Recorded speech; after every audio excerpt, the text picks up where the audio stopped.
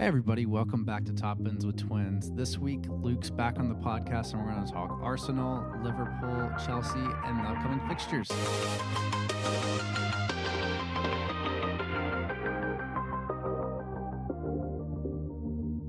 Hey there everyone, this is Luke again. I'm happy to be back with you all after a short little break last week. I'm sitting here next to my fellow podcast host, Paul. Paul, say hi to everyone.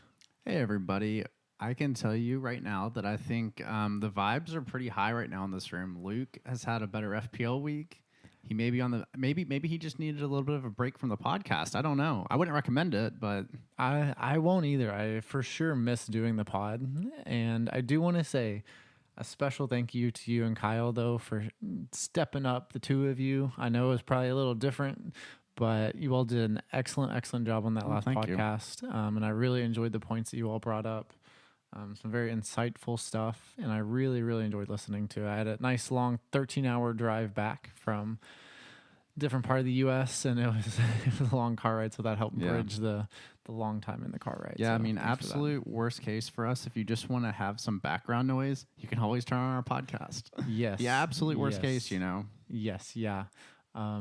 It was very good content you all put out though. So thanks for doing that. Like I said, shout out Kyle for hopping on and making it work. Kyle, he's a busy man and he makes time for us, and we really appreciate it. So yeah, Kyle's awesome. So thank Kyle if you're listening. Thanks for doing that. I really appreciate it. Luke, let's just go ahead. We'll start with you. Tell us about how game week 12 worked out for you, and yeah, just give us more detail on it. Well, my game week 13 was really good. Oh shit!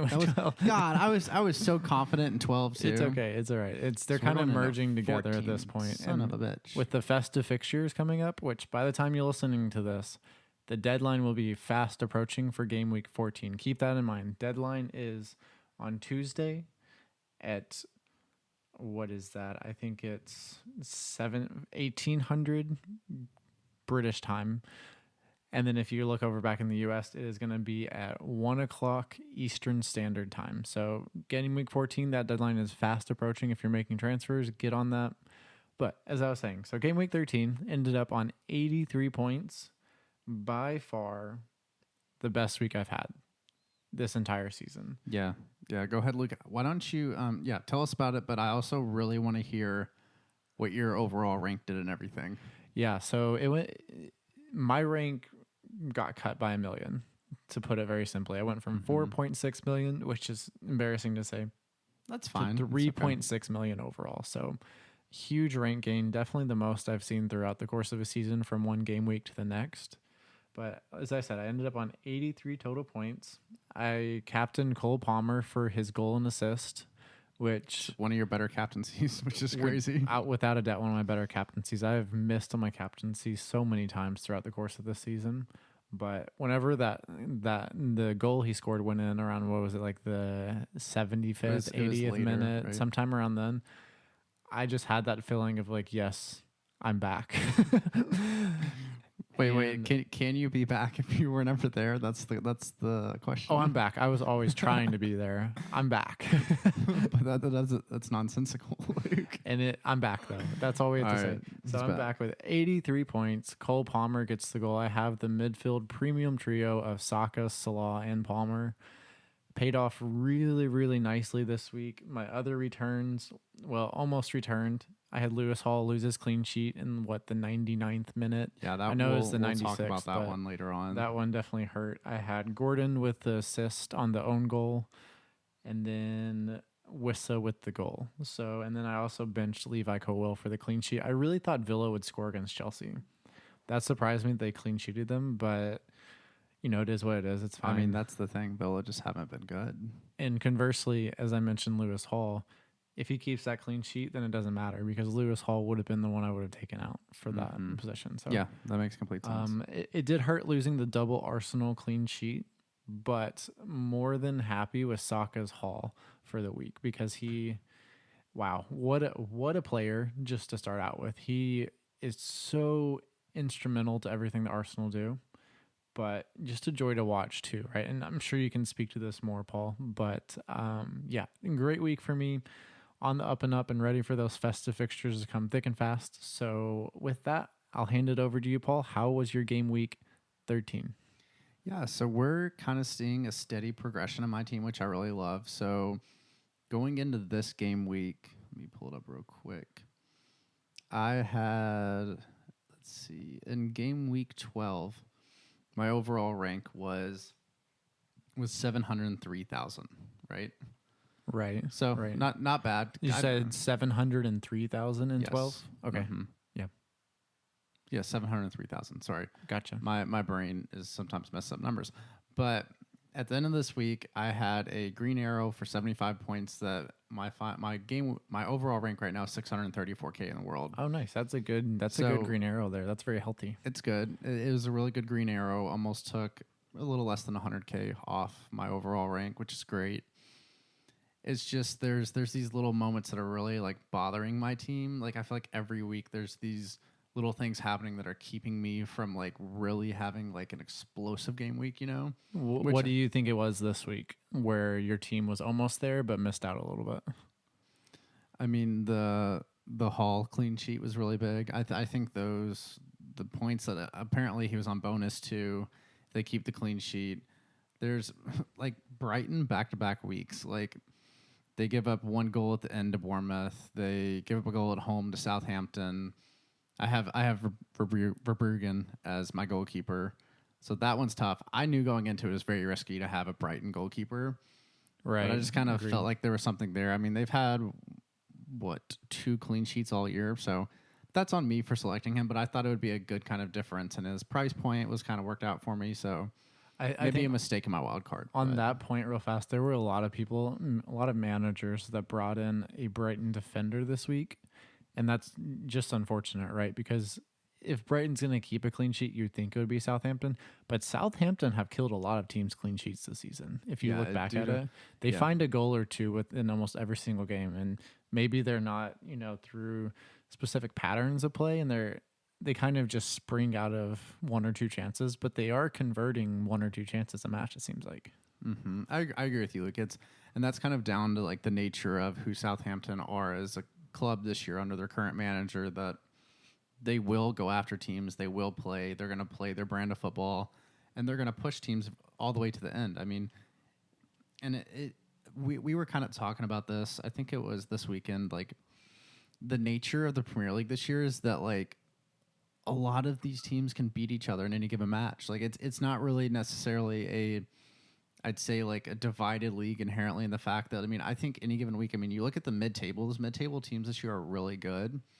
And then also the bottom tier teams can push teams in any given match. I mean, I think Leicester has the ability. They're probably one of the sides that may not be able to, but I mean, they pushed Arsenal. Like they pushed Arsenal early in the year. Yeah. Southampton just took points off Brighton. I mean, Southampton can also push teams, Sorry, I'm rambling a little bit now. No, you're good. You're making a good point though, right? That I think when you look at this bottom, say, what is it, 8, bottom 8 within the table. I mean, Bournemouth I don't really include in there because they're a very good side. They've beat Arsenal, they beat City. Who did they draw with? Does the City win even count now? That's up to interpretation. Sorry. The thing about this, though, really, at the end of the day, when we're looking at the table lower down, the teams that are at the bottom of the table, so we're looking at Wolves, Southampton, Ipswich, Leicester, Everton to an extent, and West Ham as well. All those teams can score goals. So whenever we're targeting teams for clean sheets, it's very much so a roll of the dice if they're going to keep the clean sheet. It has to be a performance like Chelsea against Villa where you're just not really giving them very many chances at all, right? But it feels like teams are still able to create chances. So the clean sheets are so hard to come by this season. Yeah, I mean, this is like one of the topics I think we really wanted to hit on. So Luke, we might as well, since we're already here. Are you okay with that? It's fine? Okay. He gave me the thumbs up. So for all our listeners who are non-viewers, so this is everybody we have.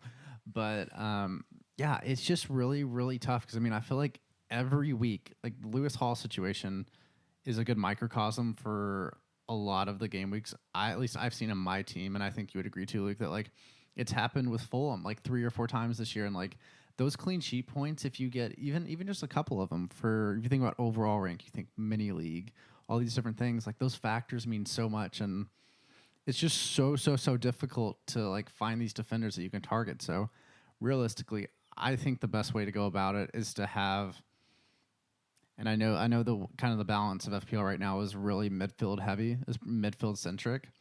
But I mean, if you can have those mainstays that are going to have the most clean sheets in the league. So I mean, if you have Liverpool, Arsenal, Nottingham Forest defenders, those are probably the three teams that I would target, honestly, Luke. Yeah, it's really interesting, right? Because when you look at the underlying numbers, Liverpool are the best defensive team. But when you watch their matches as well, Liverpool have such dominance over the way they play. They have such control that it merges the eye test with the underlying numbers in a way that Liverpool just dominate the teams they play. And, it was a pretty evenly handed match, but Liverpool have played City. They played Real Madrid in 2 consecutive matches. They dominated both of those teams. They probably could have been up 3 or 4 over both of those teams. And those are 2 of the most talented squads in the entire world. We know City are struggling right now. Real Madrid haven't figured it out yet. But Liverpool took both those teams for a walk, right? And they controlled them. And when we're looking at teams where we think we can get a clean sheet from them, the teams that I think are the best to target, I like Liverpool.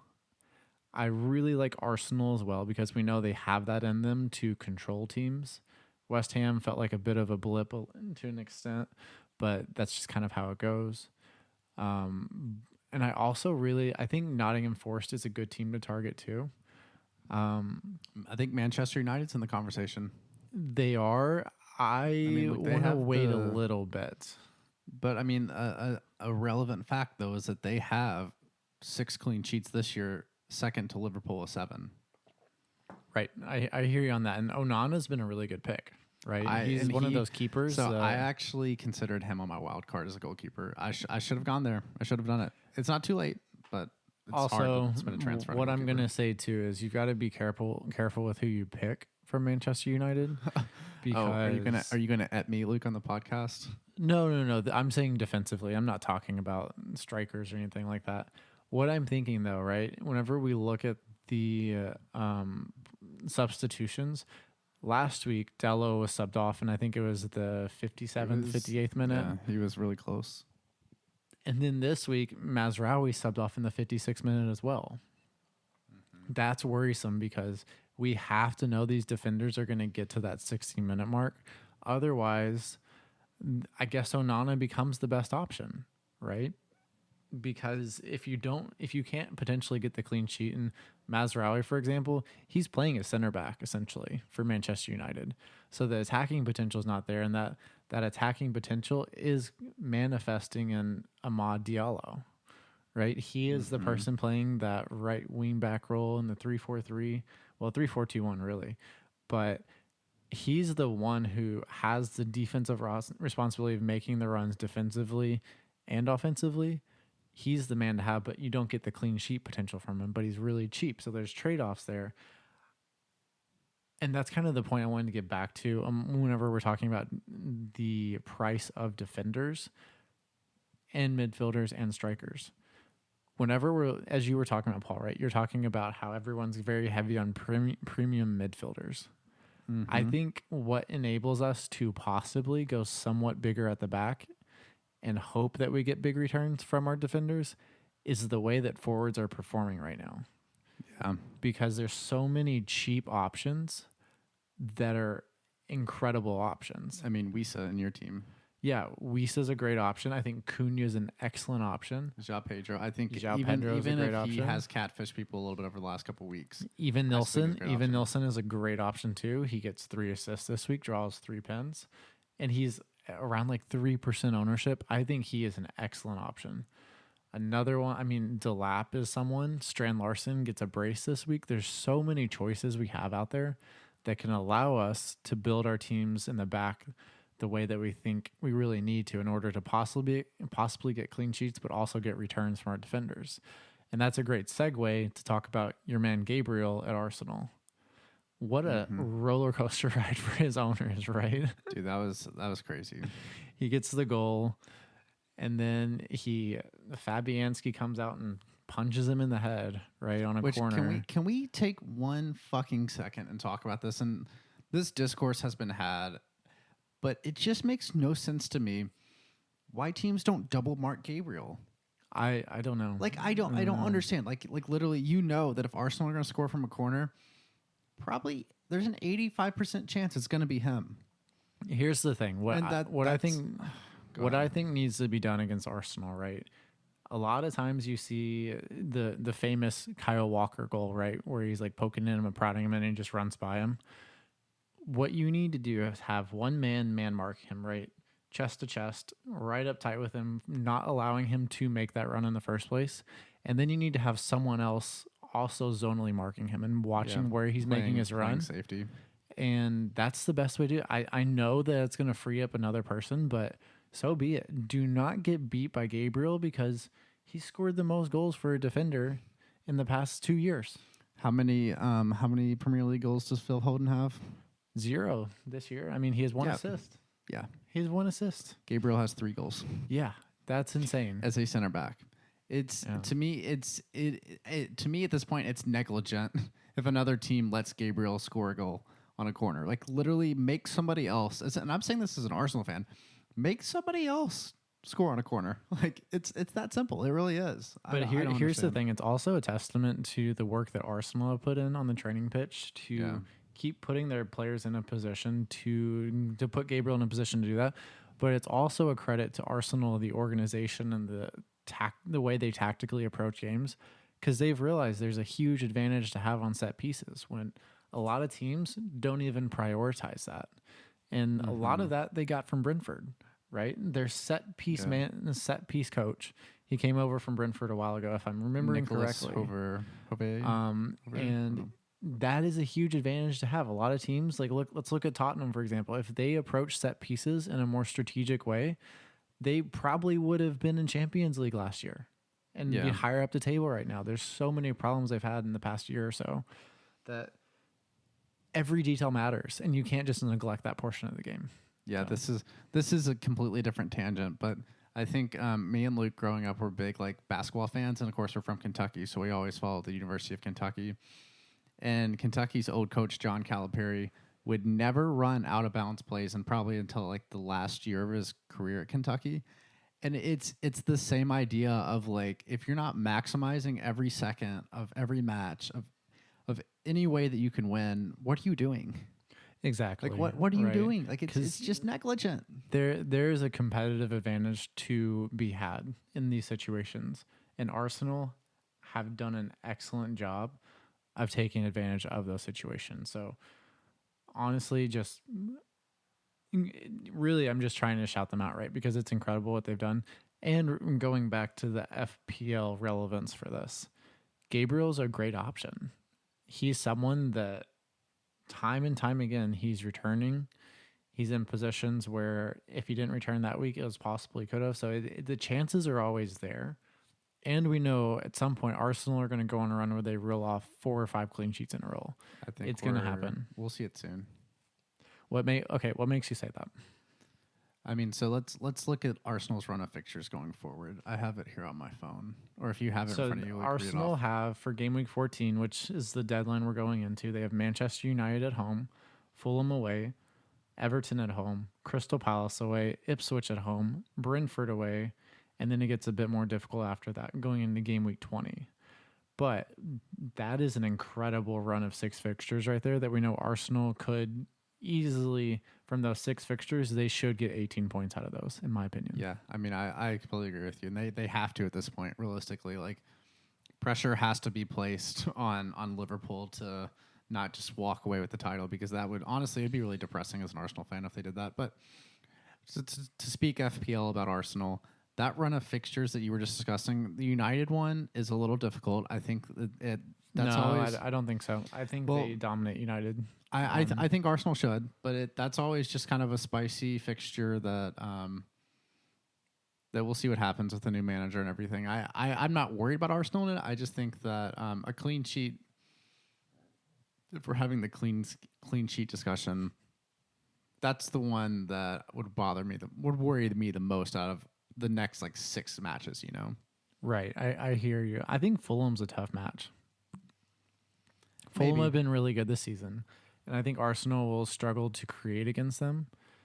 I don't We've seen know. a lot of very good teams struggle against Fulham. I think we have, but I think this is a completely different discussion than we've ever had about Arsenal at this point in this season, you know? Because they're obviously figuring it out with Odegaard back. I mean, it looks like the fluidity's back, the space, like it just feels like the energy in the team is completely different, you know? It does. It does. Watching the highlights back from this past weekend, it looked like Arsenal have their flow, their rhythm back, and that all comes from Odegaard. He's the one who sets the tone, he sets the pace. Yeah, I mean, he's the heartbeat of their team. So not having him was so apparent, especially within the last 3 to 4 weeks before he came back. You could really feel that absence because they were kind of just limping through those games, is what it felt like. mm-hmm. But I'm very happy they have him back because they look a lot better, and hopefully they can spice up the title race if Liverpool drop some points, which is a good segue because this upcoming game week, Liverpool have Newcastle at St. James Park on Wednesday. I think that could be a difficult fixture for Newcastle. Not for Newcastle, sorry, for Liverpool. Mm-hmm. Going away to St. James Park, that will be tough. It's always a really hard atmosphere to play in, especially for big games like this, when there's a crackle to the air, and Isak is going to be back, right? Did you see that, Paul? I did. Didn't he do like an interview? He did, yeah. I have no idea what was discussed in the interview or anything like that, but Yes. So Isak confirmed he should be fit and healthy to go for game week 14, which will be good for those managers out there who thought they might have to get rid of him. Now you don't have to. And I could easily see him returning in that fixture, which would be perfect, right? If you're holding him. Well, look, also too, I think it's interesting that the game week 17, Liverpool also have to go away to Tottenham. Yes. So I think that's going to be that's another game. Obviously, it's a little farther away. That's like the week before Christmas, but I think there's games in here that Liverpool will drop points, hopefully. Here's another thing, right, Paul? Liverpool is interesting because when you think of Liverpool, you think of Salah. And thinking about Manchester City, there's a narrative that a lot of people have had on different social media platforms that around game week 18 or so, game week 18, City start a run where they go Everton at home, Leicester away, West Ham at home, Brentford away, and then Ipswich away. A lot of people have been saying you need to have Haaland back for that run. Mm-hmm. But I don't necessarily agree with that.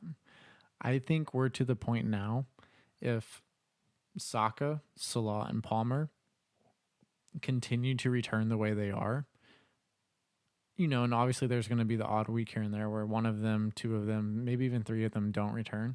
But if they can have a week consistently like they did this week, why would you go back to Haaland in the first place?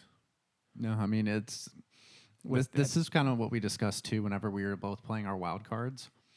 Like, you can just build teams that are more fun in the game. Like, you just have so much more flexibility within like your budget and different premiums that you can go for, where, I mean, you can load up on those 3, like you said. And I think there could be a conversation farther down the line, where if City have the ability to maybe, like, when January rolls around, they can bring in more different pieces to like accent what they have right now.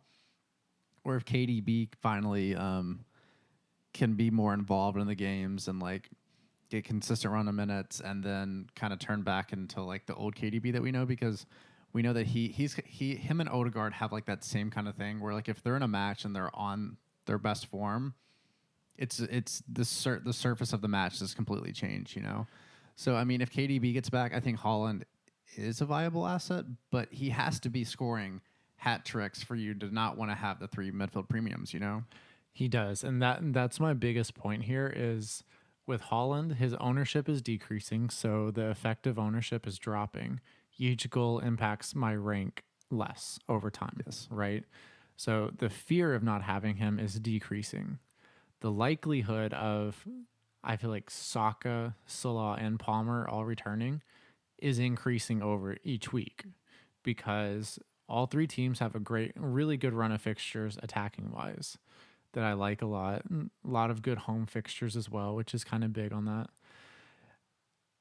And here's the thing, seeing this City team, the way they currently are set up and what Pep has them trying to do, I'm not scared of City, of not having their assets. I agree. I agree with you. And you were one of the earlier ones on this. I think you got a bit fortunate with the variance and how Holland performed, but not having Holland has been incredible for your rank. Oh yeah, absolutely. Right? Because you were able to put those funds elsewhere. And this is bringing me back to the really big point that I wanted to make here, talking about Holland and the other premiums. My fear is if I go to Holland and let's say he drops to 14.8 by, I don't know, game week 18, he's cheaper. But my fear is if I sell, say, Saka, for example, to get to Holland, and I want to bring Saka back in say 5 game weeks, how much am I going to be paying for Saka to get him back in? Yeah, right? No, absolutely. The amount of price rises he's going to have in that point in time, because I have him at about 10 million in my team. If I go back 5 weeks later and he's up at 10.6, 10.7, that's going to handicap my team in a way that I don't know if I can work around that again, right? And now that I have the setup of 3 premiums, I might just try to stick with that the rest of the season because I have them at these price points where I don't want to sell them again. Yeah, I mean, that's the game we play, Lucas. But I do think it is really fun to look back and see that, like, I like looking at it, it's just it really is just crazy though, looking at City's fixtures and their results so far, that it's like from match week 1 to 9, they have a lot of green and 2 draws, Right. And then it goes loss. Yeah. Like I never would have thought this year. I mean, I know, like we said, that I was early on that I was like, this City team really is just not that good right now. Like they just didn't seem to have it after the Rodri injury. But for them to lose 4 straight in the league is unprecedented. Yeah. It really is. I never would have guessed that this year. It is an incredible thing that we're seeing right now because that match against Liverpool, the first 20 minutes, Liverpool could have scored 3 or 4 goals. And City looked like there was nothing they could do about it. There was absolutely nothing that made me think, okay, City are going to have a chance here. They're going to get a goal. They're going to fight back. I felt like the game was over in those first 15 to 20 minutes, frankly, in watching it. But, games can change. But the way that Liverpool dominated that match was incredibly impressive to me. And Salah found his goal, which it seems like he always does. He has been so consistent this season that my advice to anyone out there is if you don't have Salah, just get him in your team because he's Holland from 2 years ago where you just have to have him. You can't go without him. He's Salah. Yeah, and I think, I don't know if I see a difference between it, but I think if Liverpool keep playing at this level, and I really think at the end of the day, what they've done that's mattered the most is they've just solidified their midfield, and teams are not beating them in the middle of the field this year. Like last year, I think they had a huge issue with like at the 6 and like kind of like actually like really like playing through teams. And now they just have such a creative midfielder that has such a backbone. Like they can be very defensive. Which midfielder are you talking about in particular? I think Gravenberch helps a lot. I think McAllister does so many things. Like he really does. Curtis Jones can plug and play in there, like Shabazarlai. I mean, like they just have so many different options where they can like tweak little things for any given match, and it's just really tough to deal with in slot systems. So hats off to Liverpool. I'm not happy about it, but hats off to them, The impressive thing about Liverpool's midfield options, so the 4 you just listed there, and there's a couple more floating around in there too, all of them are such intelligent footballers. They're able to read the game in a way that a lot of midfielders can't, right? They know when to make the run that pulls the defender and then opens up a gap for Diaz to cut in and take a shot off his right. Like there's so much that they do that maybe doesn't translate into FPL points, but Slot has given them all the confidence to play to the best of their ability, while also trusting that the system itself provides a structure and a safety that when Klopp was there, they didn't necessarily have. Mm-hmm. So, Yeah, I agree. as you said, hats off to Liverpool. They have really, really deserved their flowers up to this point in the season. Now, what we'll do is see if they can continue this run because they Yeah. have had they've been extremely good across the board. I want to see what happens if they have some adversity and how they handle that. Yeah, and I mean, we just saw that Konate got hurt, so we'll see how that progresses. But the one thing I have to say about Liverpool, and I brought it up on the podcast before, is that I do think at times they are a team of halves, where they basically only perform for one half. Like, I mean, also think about the Arsenal match too. Liverpool Arsenal. Arsenal should have won that. Yeah. Like, Yeah. if you look back and watch that match, I mean, they lose 2 defenders. They already had Saliba. Saliba was suspended for that match. So Arsenal was handicapped, and they dominated. They dominated Liverpool in that first half. And even in the second half, it probably went into, like, until Salah had that goal. I mean, I didn't think Liverpool were in the match, really, you know? Yeah. Yeah. No. So, I mean, my whole point here is that Liverpool are not bulletproof, but they've just been really good so far, and maybe a little lucky too. You know, I think any team that wins the Premier League has to have some luck involved. You know? Oh, no doubt about it. To win a title for a 38 game season, like you have to have luck go your way. And that's just how it goes, right? There's no way around it in this situation. But I think the other team that would be beneficial for us to talk about here on the pod, Paul, is that of Chelsea. Mm-hmm. Because Chelsea have such an incredible run of fixtures. It almost seems like it's not real how good these fixtures are. Well, tell us about it, Luke. They have a great run going from game week 14, which is our incoming game week, going all the way up to game week 22, which takes us, I mean, really, you could argue up until game week 24, which takes us to the beginning of February. It's crazy. Here's the thing. If you know you could get players in your team that have a great run of fixtures and you don't have to worry about taking them out based upon the fixtures they have, isn't it a no-brainer to have them in your team? Yeah, for sure. What I will say, though, is going triple up on Chelsea might be a bit much just because of over-investing in teams. I do worry about that a little bit. I like having different teams within the setup of my overall players to pull from. So tripling up is something that, you know, I'm a little like, I don't know if that is the best way to approach it. But having the 2 best options at Chelsea are really I think you have to have 2 Chelsea players in your team. And obviously Cole Palmer is one of those, in my opinion. And then the second one, I think, is Nicholas Jackson. I think Jackson's the best option to have. If you want a defender, I think Colwill is the best way to go because he's cheap and he's been playing consistently. So those are my suggestions. Do you agree with Palmer and Jackson? Are those your 1 and 2, Paul? They would be. I'm actually going to disagree a little bit. I think I would have a Chelsea defender along Cole Palmer. Okay. So which defender would you go with? I would go with Colwill. Okay. That's who I have. I also think there's an argument to actually I would go with Colwill. That's who I would put in my team. He hasn't really had many attacking returns, all that stuff, but we know the big thing is X minutes. He's gonna be playing for Chelsea. He is becoming one of the what's the right word? Not fixtures, but staples of that Chelsea team right now, you know? Right. Which is, I think, a lot of Chelsea fans for a long time have been waiting for that, so they're probably very happy to see that. But he, I don't know. I think he's the one to go for. But Palmer, obviously, really, he's in the Salah conversation of if you don't have him in your team, you just have to expect for him to kill your rank if he's not there, you know? Yeah. One of the things that we were really wrong at the beginning of the season, we were so wrong.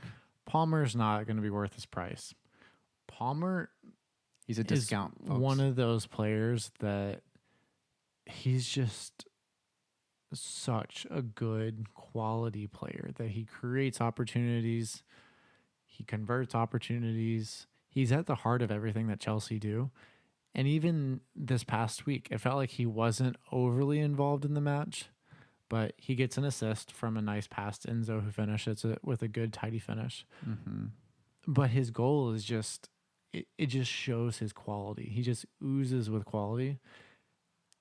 And I think not having him for this run of fixtures is really going to kill your rank if you do not have Cole Palmer, because he's converting chances. He's out overperforming his XG, but underperforming XA a tiny bit. So I would expect for him to continue to be creating, to be converting chances, because he's just that good. He's that good of a player. And we know he's on pins too. So that's a huge, huge bonus to have in your back pocket when you're picking him. Yeah, I agree with you, Luke. I think Chelsea are a lot better than I thought they would be this year. So Maresca has come in and done a fabulous job with him, and very similar to Slot, right? Like Chelsea are currently sitting third in the table, fourth. Yeah, they are technically tied on points with Arsenal, and I believe that tie. I saw different things online. I'm not sure. I should probably figure it out myself, but it either comes down to, I think it's away goals in the game that they played each other. So Arsenal, of course, were away to Chelsea, and they both they tied 1-1. Gotcha. Okay. Or 2-2, whatever the score was, but it was a tie. So Arsenal technically have more away goals than them right now. Makes sense. Okay, that's good. That's good to know. That's what I read that on Twitter though, guys. So yeah. maybe we'll do a fact check at the end. I don't know, but well, how about we take a little break here, and we'll come right back and we'll dive into the matchups for game week 14 and kind of give you all some of our takes on what we think is going to happen in those games. Does that sound good, Paul? Sounds good. All right. See you guys in a bit. Hey everybody, welcome back. So we're gonna give you all a couple quick points about game week 14. So this is the first midweek we've had, right, Luke? Yes. First Yeah. midweek. So it's gonna be the first midweek fixture. So everybody, the main thing to take out of anything we say here is just make sure you set your teams, because you don't want to have people missing. You don't want to have a captaincy played on the wrong person. So just make sure you check out your team. Even if you're not making transfers, make sure you have that team set up right away. But diving a little deeper into it, Luke, what fixtures do you think are the best to target this week, or players, or thoughts just about this week? The main fixture to target this week is Chelsea away to Southampton. I like that fixture a lot for Chelsea options. Southampton are down 4 or 5 starters for this game. Ramsdale's out. Benedict is out. I'm sorry, I butchered that name. Hardwood Bellis is out, and then there were, I think, 1 or 2 more players that usually start for them that are not going to be available as well. So this is a prime fixture to target for Chelsea options. Jackson and Palmer could have big weeks. I do worry a little bit that Jackson could be benched, though. I think Nkuku could get some run, and I would just encourage people, if you have the transfers, maybe don't use them on Jackson this week.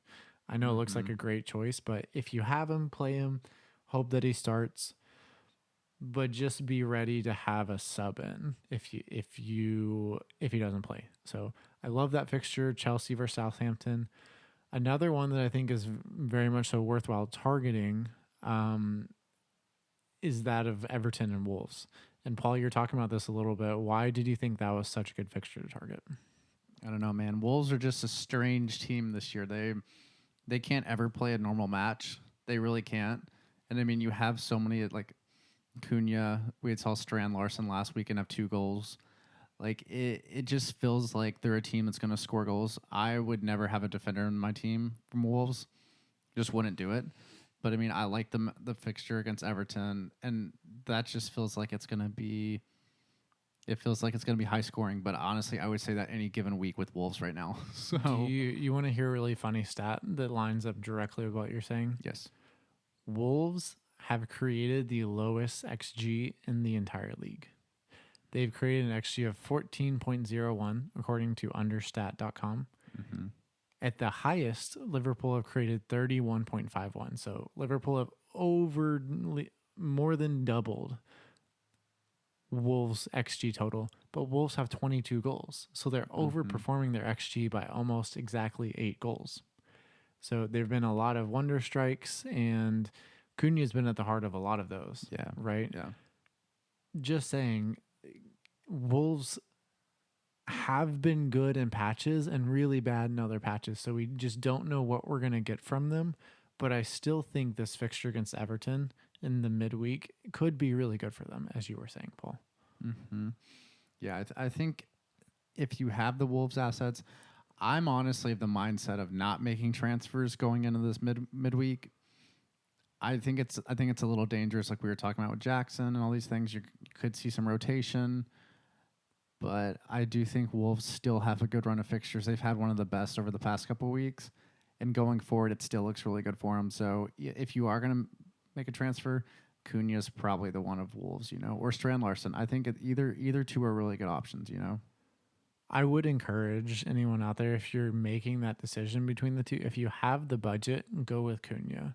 Mm-hmm. He's more consistent. He's more consistent. He creates more for that team. Strand Larson is likely to get on the end of chances, but I think Cunha has the ability to score a goal at any point in the match. Strand Larson's a bit more reliant upon his other teammates. So Cunha is my preferred option, even though Strand Larson's on the back of a brace, which, really good for his owners, right? Having him return there because they've been missing out over the last couple of weeks. Mm-hmm. I agree with you. Any other games you want to target this week, Luke? Or thoughts? You brought up another interesting point whenever we were talking about this as we were getting ready for the podcast, but Ipswich away to Crystal Palace on December 5th. No, sorry, that's December 3rd, December 3rd, Tuesday. December 3rd on Tuesday. That's a very interesting fixture to me. I think Ipswich could walk away from that with 3 points because Crystal Palace have not been impressive. I'm questioning whether Eze plays. He played 60. He played 60, but he's coming fresh off an injury. Do they think he can play another 60 or 70 minutes without getting hurt again? Because if Eze goes down with a very long-term injury where it's 3 to 4 month injury kind of thing, which I'm not wishing this at all. Absolutely. But I'm just saying if this were to happen, Crystal Palace are a prime candidate for being relegated with how poor they've been and how bad their transfers in have performed up to this point. If they don't have Eze, they don't have their creative hub in their team. So I would worry about them. With that being said, if Eze is not playing, I think Ipswich can really take it to Crystal Palace. And a great option to have this week would be Leif Davis. Mm-hmm. He's going to create a lot of opportunities for Ipswich. He's on set pieces. He takes corners. Someone to target for that week. And I really think he could be a great option to have in your team going into this fixture against Crystal Palace. Mm-hmm. I agree with you, Luke. I think that's a really good shout there. We were kind of talking about this a little bit, but I think Jared Bowen is a pretty well-liked pick right now in FPL, wouldn't you say? I would. I think that I think we both have thoughts, too. Jared Bowen is someone that... He's someone who almost always overperforms his underlying numbers. Mm-hmm. He's a great finisher in front of the net, but my issue with this pick is I just don't trust West Ham. I think that let's look at their past 4 fixtures, for example.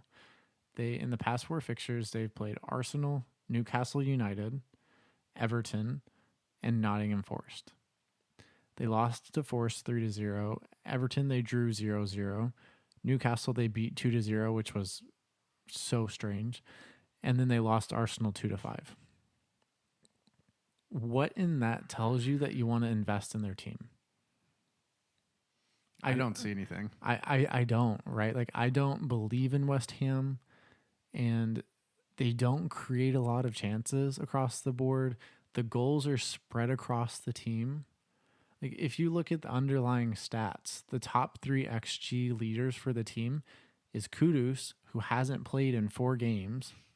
Yeah. You have Souček, who has an XG of 2.8, Antonio with an XG of 2.7, and then Bowen an XG of 2.7. Bowen has an XG of 2.7 throughout the entirety of the season. Mm-hmm. He's played in 13 games. Mm-hmm. That what about that makes you want to invest in him? Yes, there's argument of West Ham are going to find form and Bowen will be the reason why they do it, but that just feels so unnecessarily speculative to me when there's so many options out there in the midfield. And Bowen, he's not cheap. I mean, you can give your 2 cents, Paul. I'll look up his price, but I don't see it myself. No, neither do I. I'm somebody that is a Bowen apologist. Like, I really enjoy him as an FPL asset. At least I did last year. Haven't had him. I think I started actually the year with him. Got him out of my team real quick because I saw West Ham were not performing up to a level that we expected at the beginning of the season. I think Bowen is the kind of player that he is kind of more of the Harry Kane mold than the Salah mold, where he has consistent return, and that's not really happening this year. So, I mean, I don't even like him as like a 1 week punt necessarily, even if it's against Leicester, because, I mean, who knows? It's always possible we can sit on this podcast and be like, oh, he's a horrible asset and he has a hat trick, you know? It's entirely possible, but is it likely? No. He is not the kind of player to take a 1 week punt on for me, especially this year, you know? Yeah, West Ham have been really kind of shocking because a lot of people were saying they're a dark horse to be making it to Europe. Coming into the season with the transfers in they had and the way that people believed in the players they're bringing, but it hasn't clicked for them. No, it hasn't. And knowing that it hasn't clicked is a great reason to not go there. Like, let's look at City, for example. One of the main reasons why a lot of people are moving off of City is because it's not clicking at City right now. That's why people have moved off Holland. So why would you invest in a team that's not clicking as well with a player that has far worse underlying numbers than Holland does? Yeah, right. I completely agree. I just don't get it. Right. But if someone goes there and you have that belief in Bowen, then I wish you the best of luck. If someone's going to return and you feel like there's the likelihood of returning, it's going to be Bowen. I just don't believe in West Ham. Yeah, I'm there with you, Luke. I think at this point in time, neither of us would do it, so we don't recommend it. But obviously, everybody plays their own game, so do what you please. Yeah, for sure. I think there's one more point I want to talk about for going into game week 14. This will be a little spice to end off the podcast here. Let's hear it. Hopefully you stuck around till this point in the podcast. I think that triple captaining Cole Palmer this week away to Southampton is a very viable strategy because Southampton are down 4 to 5 players. Strategically, they look like they're going to continue to stick to this point of trying to play out from the back. That's just what they're going to do. That's how they play. And Chelsea are set up in a way now where they're very solid at the back, but they will turn them over high up the pitch. And I could see Palmer having a game similar to what he did against Brighton, where Brighton played that high line and he just feasted. Oh, yeah. Yep. This could be a very similar result. And I know his ownership is pretty high. I think he's above 50% now. Last I checked, I think he's currently at 57% ownership. He's going to be highly captained. I would expect him to easily be above 100% effective ownership going into game week 14. But I think triple captaincy here is a legit option, and giving it some consideration would be my recommendation to the managers out there who do have Cole Palmer in their team. Yeah, my only points to push back against that, Luke, are number one, I think triple captain should be saved for later in the season for the sole reason that if you can get somebody on a double game week, that captaincy means so much more. But also, if he scores 3 goals in this match against Southampton, who's to say that there's going to be fixtures that would equal out to that later in the season, you know? Over 2. Yeah. So I mean, it's all dependent on the risk you want to take, and also like if we think about the partnership he's building with Jackson and all these different things, and like Chelsea have 2 squads, they can play multiple players at every position. So using a triple captain in a midweek after they just played on the weekend, and Palmer's had some like lingering issues, I just don't know if I love that, you know? Yeah, no, I think those are reasonable doubts to have on the triple captaincy there. Because it is a possibility, right, that could happen. But if you're looking at it from the pro side of things, he has shown that he can have massive returns. The 25-pointer, if you get 25 points from a triple captain in a double game week, you are thrilled to have that. Yeah, right? I agree with you. So he has that explosive nature, and he also has a pretty low floor too, right? I would say the minimum I would expect him to return in this match is an assist. Right. And while that's not ideal, but any return is a return if you're triple captaining. So my opinion on this is I think Palmer is a good choice to at least consider to put the triple captain on. But with me saying that, I think he's the best captaincy choice. Like, just if you're going to choose your captain, I think Palmer is pretty clear the best option going into this game week. I agree with you about the captaincy, but there is something to be said that, I mean, Cole Palmer over the last, let's just say, like 7 game weeks, he had a 14-point against Villa, 2 against Leicester, 2 against Arsenal, 3 against United, 10 against Newcastle, 2 against Liverpool. So, I mean, you're just playing a risky game there because, I mean, it's risk to reward. That's honestly what a lot of this game comes down to, is how much risk are you wanting to take with stuff. And it does. There's a given chance. I mean, you did, like, I do like your point, though, that, like, this is a Southampton team that's going to play a certain way. They're minus some really key players. So maybe I think it's a very relevant thing for people to think about. And it's good that I think we both can give, like, differing sides, you know? Yeah, no, it's great for the listeners out there. So hopefully this helped you all kind of inform your decision-making process going into game week 14.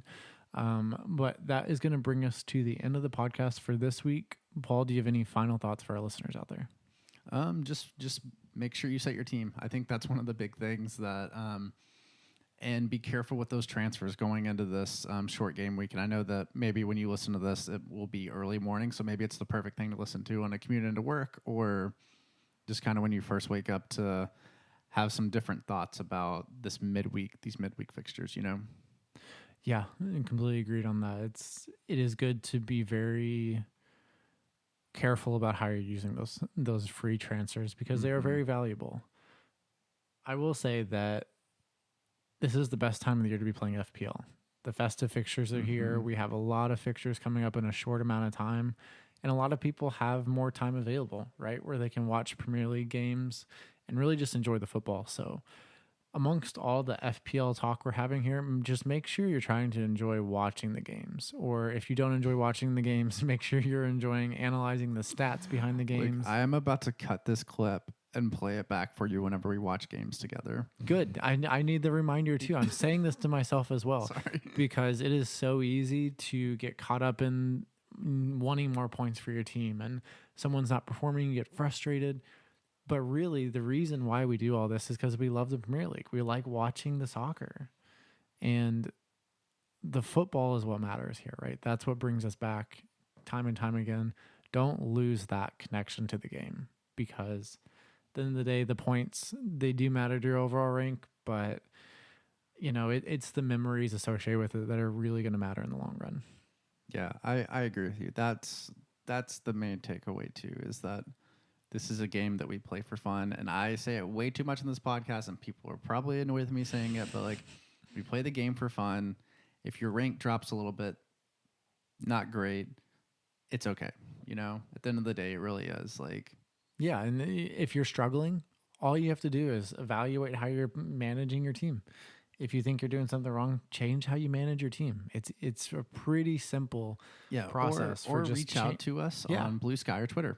We're more than happy to help out, provide some advice if you feel like you need it, or just have someone to conversate about this and FPL in general, because talking about it is going to help you exponentially. So work through the problems you're having and try to figure out how you can improve. Yeah, I agree, Luke. I think that's all I have to say. Me too. So let's get out of here. But thank you all for joining us for this podcast. It's so nice to be back with you all after missing out last week. Once again, thank you again, Kyle, for helping co-host last week. Really appreciate it. But thank you all for joining us and getting to the end of the podcast. With that, we are out of here. Bye, everybody.